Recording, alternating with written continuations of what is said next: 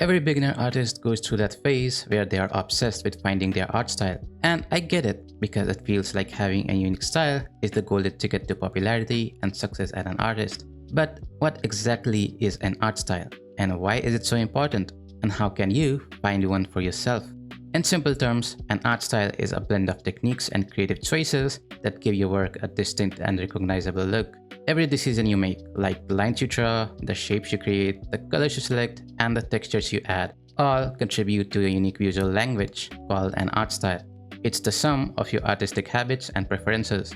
Okay, so why is it so important? Having a personal art style is important because it helps you stand out among thousands of other artists. Your art style is your identity. It makes your art recognizable. Think of an artist like Van Gogh. You must have seen his paintings, right? Those swirly ones? It's a very recognizable art style. Once you see it, you won't forget it. Now, every time you come across a painting with a similar style, you will instantly think, oh, that reminds me of Van Gogh. This instant recognition makes it easier for viewers to connect with and remember an artist's work. You want the same for yourself. Your art style is your artistic voice, a voice that you can develop into whatever you want. The more fun and beautiful your voice, the more people would want to connect with you. It also makes it easier for people and art studios to hire you because they would know what to expect from you. Okay, so now the important question. How do you find your art style? First, you need to change your mindset. You need to stop trying to find an art style and instead let your art style come to you. Your art style isn't something you can pick off a shelf. It's an organic evolution. It's the culmination of your experiences, your personality, your influences, and most importantly, your consistent practice. Think of it like this. You wouldn't tell a baby to pick their personality, right? It develops over time as they interact with the world. Your art style is the same. It's a reflection of you, and it needs time to grow. Now, this leads us directly to our most crucial point. Fundamentals first, art style second. This is where a lot of artists, including myself when I started, get it backward. We want to run before we can walk. We see incredible stylized work and think we can jump straight into it. Let's take a very popular artist, Sam Does Art, as an example. He has a very distinct and recognizable art style, and it is one of the biggest reasons why he got so popular. But was he always like this? Did he always have this art style? No.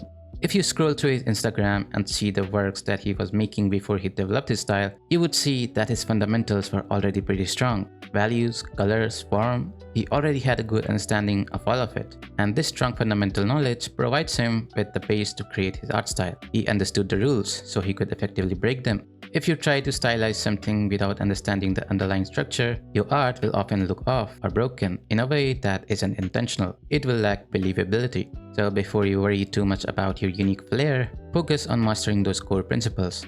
Now, if you look at my art, I don't really have an art style. I'm currently trying to develop one because I believe my fundamentals are decent. Okay, so that brings us to the next step in developing an art style, which is studying other professional artists. So here's what I want you to do. Go to Instagram, ArtStation, or any place where you get your inspiration from. Look for art styles that make you go, I wish I could draw like that, and study those art styles. This isn't about just copying, it's about learning. An art study is meant to give you an understanding of an artist's technique so that you can incorporate them into your own work. You must have heard the phrase, good artists copy and great artists steal. But what's the difference between copying and stealing? Copying means that you take an idea that isn't yours and present it without any significant changes. And when copying, you must accept that the idea does not belong to you. Otherwise, you will be called a douchebag and a thief. Copying is the first step to learning anything. You are like a baby who is oblivious to this world, and you will learn things by mimicking the people around you. So copy as much as you can. Be a good artist first before you can become a great one. Stealing, on the other hand, is a little different. It's about taking an idea that isn't yours and making it your own. Copying is about what, but stealing is about why and how. You take an artwork and try to understand why it works the way it does, why the artist made the decisions that they did, and how can you do the same in your artworks. And once you understand it, you try to implement it in your own work. And you don't steal from a few, you steal from as many as you can. When you copy, it will be obvious that you have copied from someone, but when you steal, you do it in a way that nobody will catch you. And the result is a style that you can say is your own.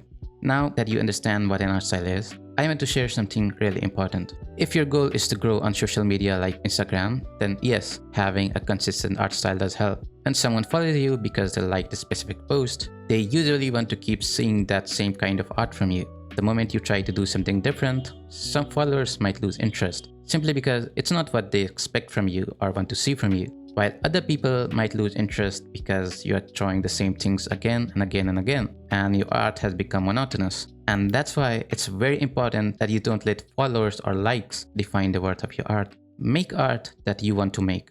I'm not saying that it's wrong to follow trends and chase the numbers, but if you don't like the whole process of it, you don't have to do it. You want to stay in your comfort zone and stick to a single art style? Do it.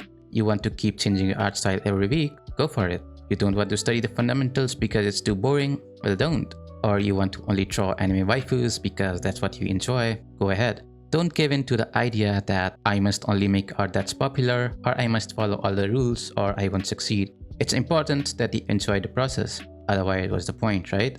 And believe me, if your art is genuinely good and provide genuine value to the audience, then you will get followers. And that's it for this video. Let me know what you think about this painting of Boa Hancock, and I will see you in the next one. Goodbye.